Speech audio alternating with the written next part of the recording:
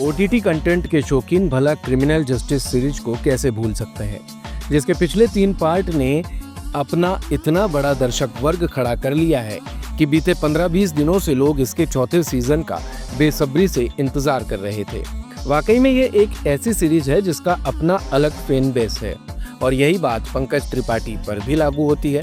लेकिन इन दोनों fan base के लिए क्या ये सीरीज डबल मजेदार है या फिर इस पर भी वही बात कही जा रही है कि पुराना पार्ट ज्यादा अच्छा था यार।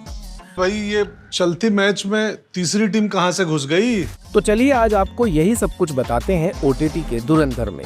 तो अपलोज एंटरटेनमेंट की इस सीरीज में कुल 8 एपिसोड हैं, लेकिन जियो हॉटस्टार ने अभी इसके 3 ही एपिसोड रिलीज किए हैं क्योंकि हर गुरुवार इसके नए एपिसोड रिलीज किए जाएंगे। लेकिन फिक्र मत कीजिए, हम आपको पूरी सीरीज का ही रिव्यू देंगे।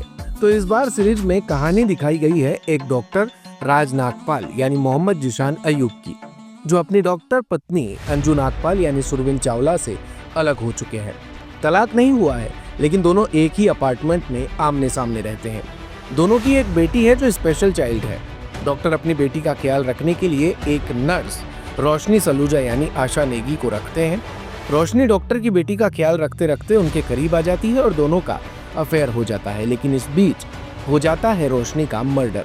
लेकिन ये मर्डर किसने किया, इस बात की छानबीन होती है और फ्रेम में आते हैं माधव मिश्रा यानी पंकज त्रिपाठी, जो डॉक्टर राज का केस लड़ते हैं। अब कातिल कौन है और इस बीच क्या क्या घटता है, ये जानने के लिए तो आपको सीरीज देखनी ही होगी। वैसे सीरीज आपको बांधे रखती है। आप जानना चाहते हैं कि मर्डर केस की छानबीन में आगे क्या होगा। अब इसके बाद जो होगा वो सी यू इन कोर्ट ही होगा। चलो, सीरीज में फालतू का कोई ड्रामा नहीं डाला गया और यही इस सीरीज की खासियत भी है, जिसकी राइटिंग अच्छी है और यही सबसे बड़ी मजबूती भी। एक एक करके ट्विस्ट आते हैं जो आपको हैरान करते हैं और आप ये जानना चाहते हैं कि आगे क्या होने वाला है। एक एक करके नए किरदार आते हैं जो इस मर्डर मिस्ट्री को और पेचीदा बनाते हैं। आप एक बार ये सीरीज देखना शुरू करेंगे तो पूरी देखकर ही उठेंगे।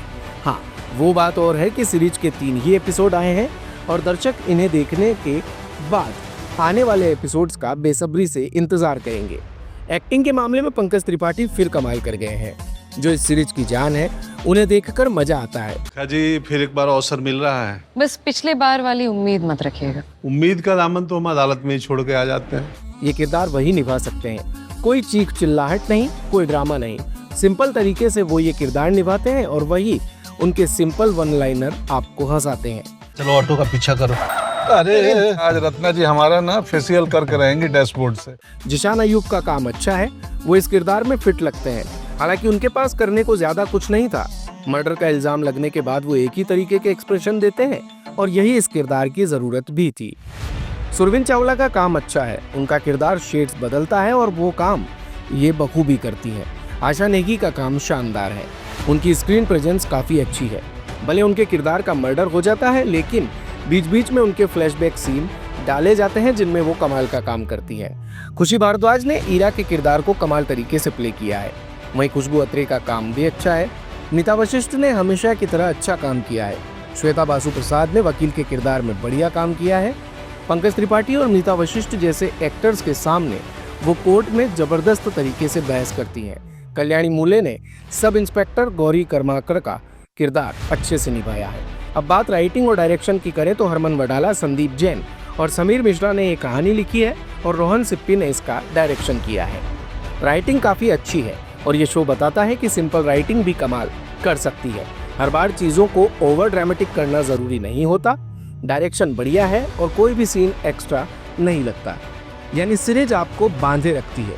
कुल मिलाकर ये सीरीज आपको जरूर देखनी चाहिए। ओटीटी के धुरंधर में हम क्रिमिनल जस्टिस सीजन 4 को 3.5 स्टार्स देते हैं। दिन भर की सारी अपडेट्स के लिए सब्सक्राइब करें भारत कवरेज को और हाँ, बेल आइकन दबाना ना भूलें ताकि आप रहे अपडेटेड हमेशा।